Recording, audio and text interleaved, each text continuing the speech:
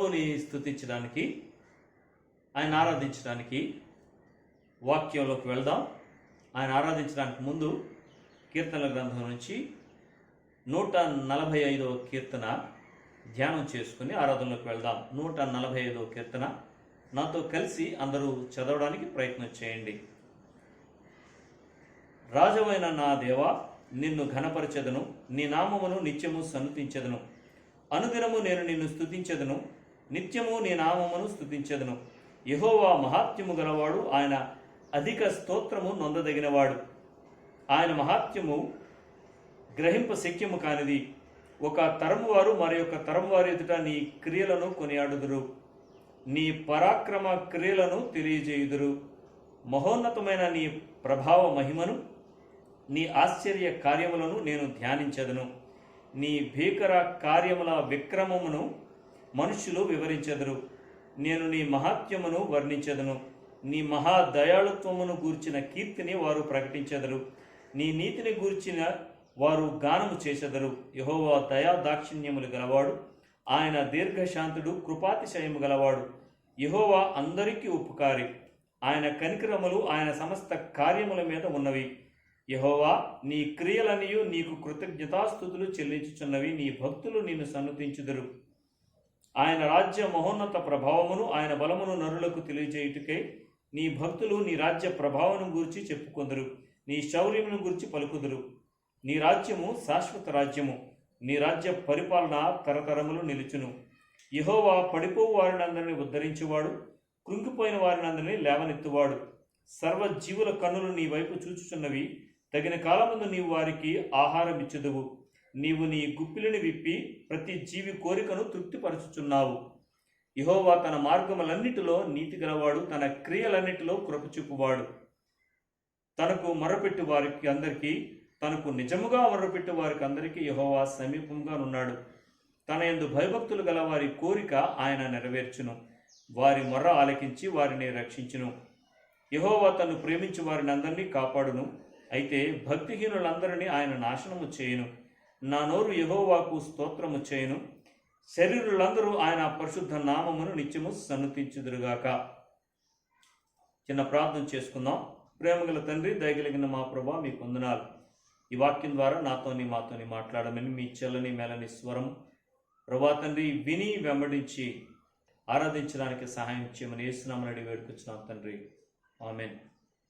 ప్రియమైన దేవుని బిడ్డలారా, స్తుతి కీర్తన అని ఇది వ్రాయబడింది. హిబ్రీ భాషలో కూడాని ప్రైజెస్, ఆ యొక్క కుమ్రాన్ గుహలో దొరికిన స్క్రోల్స్లోని దాని హెడ్డింగ్ అదే కనబడింది. స్తుతి ప్రభు యొక్క గుణగణాల్ని పొగడ్డం, ఆయన యొక్క ఉన్నతమైన నామాన్ని హెచ్చించడం. ఇక్కడ దావీదు చాలా వ్యక్తిగతంగా ఈ యొక్క కీర్తన రాస్తున్నట్టు గమనిస్తూ ఉన్నాం. నీవు నేను అనే ఆ యొక్క పరిస్థితిలోని ప్రభువుని స్తుతిస్తూ ఉన్నాడు. ఇది చాలా అద్భుతమైంది ప్రియమైన దేవుని బిడ్డలారా. ఇది ఒక అనుబంధమైన, లేకపోతే చాలా దగ్గరి సంబంధం దేవునితో ఉన్న వ్యక్తి రాసిన కీర్తన. మర్చిపోకండి, దావీదు గురించి దేవుడిచ్చిన ఆ యొక్క స్టేట్మెంట్ మనందరికీ తెలుసు. అతడు నా హృదయానుసారుడు, he's the man after my own heart అంటాడు. ప్రియ దేవుని బిడ్డలారా, దేవుని యొక్క మనస్సును ఎరిగి ప్రభుని స్తుతించే వ్యక్తి ఈ దావీదు. మన యొక్క స్తుతి, మన ఆరాధన ప్రభువుని అర్థం చేసుకోకపోతే గనక, ప్రభువుని ఆకలింపు అవగాహన చేసుకోకపోతే గనక అది వ్యర్థమవుతుంది. అది నోటి నుండి వస్తుంది. లోపల హృదయంలో కన్విన్స్ అవుతాం చూసారా, లోపల హృదయంలో ఒప్పుకోలంట చూసారా, దాని నుండి వచ్చే స్థుతి యథార్థంగా ఉంటుంది. లోపల ఏది నమ్ముతున్నామో, లోపల ఏది ఒప్పుకుంటున్నామో, దేన్నైతే బలంగా నీ హృదయంలో నమ్ముతున్నావో అదే ఆరాధనగా మారినప్పుడు ఆ ఆరాధన అద్భుతంగా ఉంటుంది. దావీదు తన జీవిత అనుభవాన్ని రంగరించి ఆ జీవిత అనుభవాన్నే ఆరాధనగా చేస్తూ ఉన్నాడు. అంటున్నాడు, రాజువైన నా దేవా, నిన్ను ఘనపరుస్తాను, నీ నామం నిత్యము సన్నుతిస్తాను అని చెప్తూ, అనుదినము నేను నిన్ను స్తుతిస్తాను, నిత్యము నీ నామమును స్తుతిస్తానని చెప్పి 3వ వచనం నుంచి అంటాడు, యెహోవా మహాత్మ్యము గలవాడు, ఆయన అధిక స్తోత్రము నొందదగినవాడు, ఆయన మహాత్మ్యము గ్రహింప శక్యము కానిది. ప్రియమైన దేవుని బిడ్డలారా, మిగతా దేవతలు దేవుళ్ళు అనబడే వారిలో ఈ దేవుడు ఎందుకు విభిన్నమైన వాడు, లేదా ఈ నిజదేవుడే ఎందుకు ఈయన అసలైన దేవుడు అయ్యాడు, లేక దేవుడు అనే పదానికి అర్థం ఈయన ఎందుకు అయ్యాడంటే ఆయన మహాత్యము, ఆయన యొక్క గొప్పతనం అవి ఏంటి అనేది కింద మాటల్లో చాలా విషయాలు రాస్తున్నాడు. ఇంకా ఒక తరం వారు మరి ఒక తరం వారు ఎదుట నీ క్రియలను కొనియాడుదురు, నీ పరాక్రమ క్రియలను తెలియచేదురు. ఆయన యొక్క భీకర కార్యాలు కానీ, ఆయన యొక్క ఆశ్చర్య కార్యాలు కానీ, ఇవన్నీ కూడా ఏ విధంగా తరతరాలు ముందుకు వెళ్తాయని చెప్తూ 9వ వచనంకి వచ్చేసరికి ఒక మాట అంటాడు, యెహోవా అందరికీ ఉపకారి, ఆయన కనికరములు ఆయన సమస్త కార్యముల మీద ఉన్నాయి. అలాగ చెప్తూ నిన్ను స్తుతిస్తాను, నేను కొనియాడుతానని చెబుతూ 14వ వచనం మీద ఒక నిమిషం ధ్యానం చేసుకుని మనం ఆరాధనలోకి వెళ్ళిపోదాం. 14వ వచనంలో అంటాడు, యెహోవా పడిపోవు వారందరినీ ఉద్ధరించేవాడు, కృంగిపోయిన వారందరినీ లేవనెత్తువాడు. ఆయన మంచితనం, ఆయన యొక్క మహాత్యము, ఆయన యొక్క గొప్పతనము ఎక్కడ కనబడుతుందంటే ఏ ప్రజలనైతే ప్రజలు పట్టించుకోరో, ఏ వ్యక్తులనైతే ప్రజలు అంతగా ఇష్టపడరో, ఏ వ్యక్తులనైతే అంతగా ప్రాముఖ్యతనివ్వరో వారికి ఆయన ఇచ్చే ప్రాముఖ్యత ఇక్కడ కనబడుతుంది. పడిపోయే వాళ్ళని లేకపోతే కృంగిపోయే వాళ్ళని సమాజం అంతగా గుర్తించదు, సమాజం అంతగా వారికి ప్రాధాన్యత ఇవ్వదు. గమనించండి ప్రియమైన దేవుని బిడ్డలారా, మన జీవితాల్లోని ప్రభువు ఆయా సమయాల్లో మనం పడిపోయినప్పుడు ఏ విధంగా ఉద్ధరిస్తాడనేది మళ్ళీ చెప్తున్నాను. దావీదు యొక్క పర్సనల్ ఎక్స్పీరియన్స్, వ్యక్తిగత అనుభవం ఇది. పడిపోవడం లేవడం, కృంగిపోవడం లేవడం అంటే దావీదుకు బాగా తెలుసు. తన జీవితంలో దేవుడు ఏ విధంగా తనని హ్యాండిల్ చేశాడు, తన జీవితంలో పడిపోయినప్పుడు మళ్ళీ తిరిగి ఎలా రెస్టోర్ చేశాడు, ఈ ఎక్స్పీరియన్స్తో ఈ మాట అంటూ ఉన్నాడు. మన ఆరాధనకి ఈరోజు ఇదే ప్రధానమైన కారణం కావాలని ఆశపడుతున్నాను.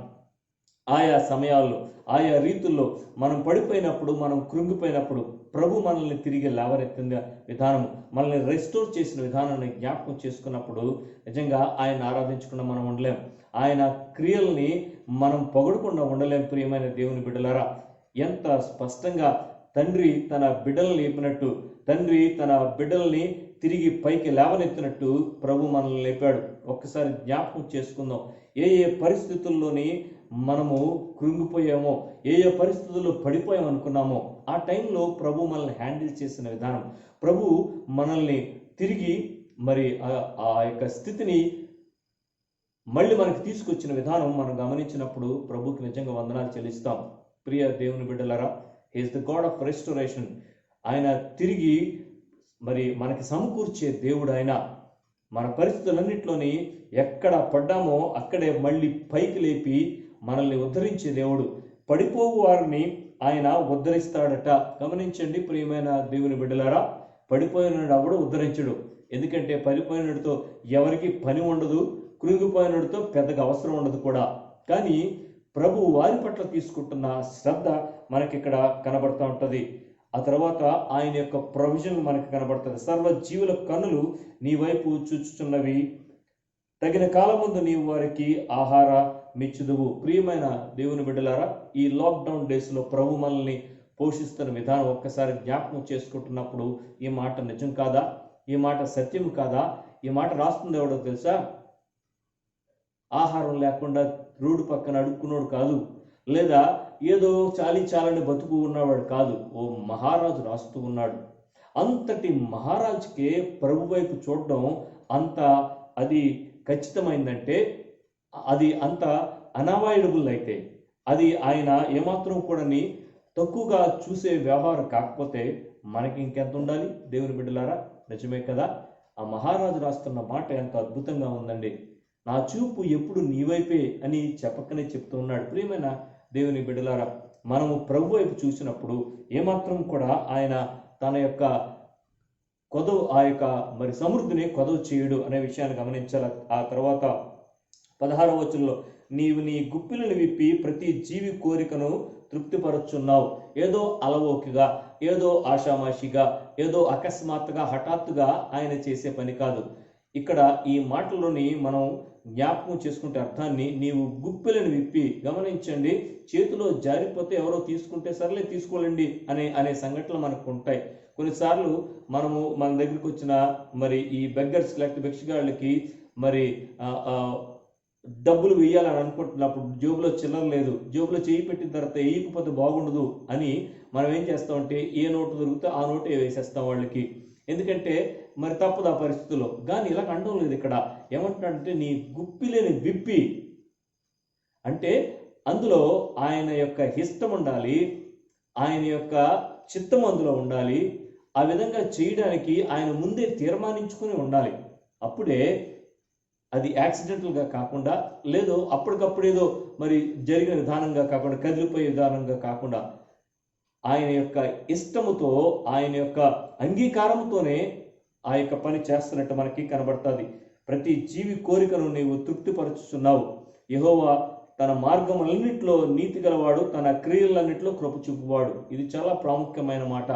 ఆయన నీతిమంతుడు కాబట్టి న్యాయవంతుడు కూడా. ఆయన నీతి, ఆయన న్యాయము మన యొక్క పాపాన్ని బట్టి ఏమాత్రం సంతోషించదు. గమనించండి, ఆయన నీతిమంతుడు, న్యాయవంతుడు కాబట్టే మన మీద పాప శిక్ష ఉండడానికి కారణమైంది. ఆయన పట్టించుకోని దేవుడైతే, ఆయన నీతిని న్యాయాన్ని పక్కన పెట్టేస్తే కనుక మనకి ఇంకా పాప విమోచన అవసరం ఉండదు. కానీ ఆయన నీతి న్యాయములు కలిగిన వాడు కాబట్టి తప్పకుండా పాపం పట్ల చాలా పర్టికులర్గా ఉంటాడు. అయితే తర్వాత వచనం గమనిస్తే కనుక అంత ఉగ్రత మన మీద ఉన్నప్పుడు కూడానే ఆయన యొక్క కార్యాల్లోని కృప చూపువాడు. గమనించండి, కృప అంటే మనము దేనికైతే అర్హత లేదో, మనకి దేనికైతే మరి మనం డిజర్వింగ్ కాదో దానికి మనల్ని అర్హులుగా చేసేది కృప. పాపాన్ని బట్టి వచ్చే జీతం మరణమే. కానీ అయితే దేవుని కృపావరం ఏంటంటే మన ప్రభు అయిన క్రీస్తు యేసునందు నిత్య జీవము. దేవుని బిడ్డలారా, ఆయన నీతి న్యాయాన్ని బట్టి ఆయన ఎక్కడా రాజీపడ్డు పాపం పట్ల, ఆయన కృపను బట్టి మనల్ని కనికరిస్తాడు. ఇక్కడ చాలా స్పష్టంగా తన క్రియలన్నిటిలో కృప చూపువాడు. గమనించండి, ఆయన మన జీవితంలో చేసి ఏ పనిలోనైనా ఆయన కృప కనబడుతుంది. కొన్నిసార్లు మనకు అనిపిస్తుంది, ఎందుకు దేవుడు ఇలా చేశాడు, ఎందుకు ఈ విధంగా నా జీవితంలో దేవుడు జరిగించాడని మనం అనుకుంటాం. కానీ అందులోనే ఆయన కృప ఉంది. అది మనకి ప్రతికూలంగా కనిపించినా, మనకు అనుకూలంగా లేకపోయినా సరే, అందులో దేవుని యొక్క కృప ఆల్రెడీ ఇమిడి ఉంటుంది. ఆ తర్వాత మనకు అర్థమవుతుంది అది ఎంత దేవుని కృపో. అప్పుడు మనం ఖచ్చితంగా దేవుణ్ణి స్తుతించగలం. ఈ ఆఖరికి ఈ మాట చెప్పి నేను ముగించాలనుకుంటున్నాను. 18వ వచనం, తనకు మొర్రపెట్టు వారికి అందరికీ, తనకు నిజముగా మొర్రపెట్టు వారికి అందరికీ యెహోవా సమీపంగా ఉన్నాడు. తన యందు భయభక్తులు గల వారి కోరిక ఆయన నెరవేర్చును, వారి మొర్రను ఆలకించి వారిని రక్షించును. ప్రియమైన దేవుని బిడ్డలారా, ఈ మాట నొక్కి చెప్తా ఉన్నాడు. ఎందుకంటే ప్రార్థన అంటే అలవోకగా వచ్చేది కాదు, ప్రార్థన అంటే ఏదో మరి యాదృచ్ఛికంగా వచ్చేది కాదు. అంటా ఉన్నాడు, తనకు నిజముగా మొర్రపెట్టే వాళ్ళందరికీ ఆయన సమీపంగా ఉన్నాడు. ఎప్పుడైతే మనం ఆయన సన్నిధిలోని మన హృదయం కుమ్మరించుకొని ప్రార్థన చేస్తున్నప్పుడు, ఆ ప్రార్థన ఆకాశానికి చేరుతుందా లేదా అని నీకు డౌట్ వచ్చినప్పుడు ఈ వాక్యము ఖచ్చితంగా నమ్మాలి. ఎందుకంటే ఆకాశము నుండి ఆయన ప్రార్థన ఆలకిస్తాడని చాలాసార్లు దావీదు రాసిన, ఇక్కడ అంటా ఉన్నాడు, తనకి నిజముగా మొర్రపెట్టే వారికి ఆయన ఆకాశంలో లేడు, సమీపంగా ఉన్నాడు అంటూ ఉన్నాడు. వారి కోరికను నెరవేరుస్తాడు, వారి ప్రార్థన ఆలకిస్తాడు, వారిని రక్షిస్తాడు. మన దేవుడు మనకి సమీపంగా ఉన్న దేవుడు. అందుకోసం అంటున్నాడు, రాజువైన నా దేవ, నిన్ను ఘనపరుస్తాను, నీ నామము నిత్యము స్తుతిస్తాను. ఎందుకంటే నీ మంచితనము, నీ ఉపకారతనము, నీ యొక్క సామీప్యము, ఇవన్నీ కూడా నన్ను నీ ఆరాధకునిగా చేశాయి. దేవుని బిడ్డలారా, ఒక్క నిమిషం తల్ల వంచి ప్రభు సన్నిధిలో మనల్ని మనం మరి పరీక్షించుకుందాం, ప్రతిష్ఠ చేసుకుందాం. తల ఉంచుదాం. ఆరాధించడానికి చేరున్న మనము ఈ విధంగా ఆయన్ని ఆరాధిస్తున్నాం. మన హృదయాల్లోని ఉండే కన్విక్షన్ బట్ట, ఎవరో చెప్పిన దాన్ని బట్టి కాదు. గమనించండి దేవుని బిడ్డలారా, మనకి ప్రభు ఏం చేస్తాడు. వ్యక్తిగతంగా దావీదు తన యొక్క అనుభవాన్ని తెలియజేస్తూ ఉన్నాడు. సంఘ బిడ్డలారా, వ్యక్తిగతంగా ప్రభు యొక్క సన్నిధిలో ఆయన చేసిన కార్యాలు నీ జీవితంలో, దాన్ని బట్టి ప్రభుని ఆరాధించు, ప్రభుని స్తుతించు. ఒక్కొక్కరి ప్రభుని ఆరాధిద్దాం. ప్రభుని ఆరాధించడానికి సిద్ధపడదాం. ఒక్కొక్కరివి ప్రభుని వ్యక్తిగతంగా మన గృహాల్లోనే ఆరాధిద్దాం. దయచేసి గమనించండి. ఒక్కొక్కరు ఆరాధించిన తర్వాత బల్ల కార్యక్రమంలో కూడా పాల్గొందాం. ఇప్పుడు వీడియోని 1 నిమిషం పాటు పాస్ చేసి మీరందరూ ఆరాధించిన తర్వాత మళ్ళీ దాన్ని ప్లే చేయడానికి ప్రయత్నం చేయండి. అప్పుడు బల్ల కోసం ప్రార్థన చేస్తాను. బల్లలో మనం పాలు పంపులు పొందుదాం. తల ఉంచుకుందాం. బల్ల గురించి ప్రార్థన చేద్దాం. ప్రభు అయిన యేసు తాను అప్పగింపబడిన రాత్రి ఒక రొట్టెని ఎత్తుకొని కృతజ్ఞతాస్తుతులు చెల్లించి, ఇది మీ కొరకు విరువబడిన నా శరీరము, మీరు దీనిని చేయనప్పుడలను నన్ను జ్ఞాపకం చేసుకున్నట్టుకై దీనిని చేయడని చెప్పాను. ప్రేమగల తండ్రి, దయగలిగిన మా ప్రభువా, మీ శరీరానికి యేసయ్య జ్ఞాపికగా ఉన్న ఈ యొక్క రొట్టెను బట్టి మీకు స్తోత్రాలు తండ్రి. ఈ రొట్టెలో పాలు పంపులు పొందుతున్న మేము మీ శరీరంలో భాగమని తండ్రి, మీ రక్తంలో ప్రభా తండ్రి మాకు పాలు ఉందని మేము మీ బిడ్డలమని జ్ఞాపకం చేస్తూ తీసుకుంటుండగా ఈ రొట్టెను ఆశీర్వదించి మాకు పంచి ఇవ్వమని యేసు నామములో అడిగి వేడుకొంచున్నాం తండ్రి. ఆమేన్. కాసేపు వీడియో పాజ్ చేయండి. రొట్టెలో పాలు పంపులు పొందండి. ఆ ప్రకారమే భోజనమైన పిమ్మట ఆయన యొక్క గిన్నె ఎత్తుకుని కృతజ్ఞతాస్తుతులు చెల్లించి, ఇది మీ కొరకు చిందించబడుతున్న నా రక్తం వల్ల అయిన క్రొత్త నిబంధన, మీరు దీనిలోనిది త్రాగునప్పుడలను నన్ను జ్ఞాపకం చేసుకున్నట్టుగా దీనిని చేయడం చెప్పాను. ద్రాక్షారసం నిమిత్తం ప్రార్థన చేద్దాం. ప్రేమగల తండ్రి, దయగలిగిన మా ప్రభువా, మీకు స్తోత్రాలు చెల్లించుకుంటున్నాను నాయన. యేసయ్య రక్తానికి సాదృశ్యంగా ఉన్న ఈ యొక్క ద్రాక్షారసం బట్టి వందనాలు. యేసు ప్రభువా, మా కోసం చిందించిన నీ రక్తము ప్రభా తండ్రి ద్రాక్షారస రూపంలో మేము తీసుకుంటుండగా మేమందరం మీకు రక్త సంబంధీకులమని తండ్రి మాకు జ్ఞాపకం చేస్తూ మాకు దయచేసిన పాప క్షమాపణ తండ్రి దత్తపుత్రాత్మను బట్టి మీకు స్తోత్రాలు చెల్లించుకుంటూ ఈ యొక్క గిన్నెలో పాలు పంపులు పొందుతుండగా యోగ్యమైన మనస్సు మాకు దయచేయమని యేసు నామములో స్తుతించి ప్రార్థించి అడిగి వేడుకుంటున్నాం తండ్రి. ఆమేన్. ఇప్పుడు ద్రాక్షారసంలో మీరు పాలు పంపులు పొందండి. ద్రాక్షారసంలో పాలు పంపులు పొందిన తర్వాత మరి ఈ వీడియోని ఇక్కడ పాస్ చేయండి. చేసిన తర్వాత ప్రార్థన చేసిన తర్వాత మళ్ళీ 2వ మెసేజ్లోకి వెళ్దాం. చిన్న ప్రార్థన చేసుకుందాం. ప్రేమగల తండ్రి, దయగలిగిన మా ప్రభువా, మీకు వందనాలు. మాకు అనుగ్రహించిన ఈ చక్కని ఆరాధనా సమయాన్ని బట్టి, బల సమయాన్ని బట్టి మీకు స్తోత్రాలు చెల్లించుకుంటున్నాం తండ్రి. ఈ ముందున్న సమయాన్ని కూడా దీవించండి. 2వ వర్తమానంలో కూడా మీరు నడిపించి మాతో మాట్లాడమని యేసు నామములో స్తుతించి ప్రార్థించి అడిగి వేడుకుంటున్నాం తండ్రి. ఆమేన్.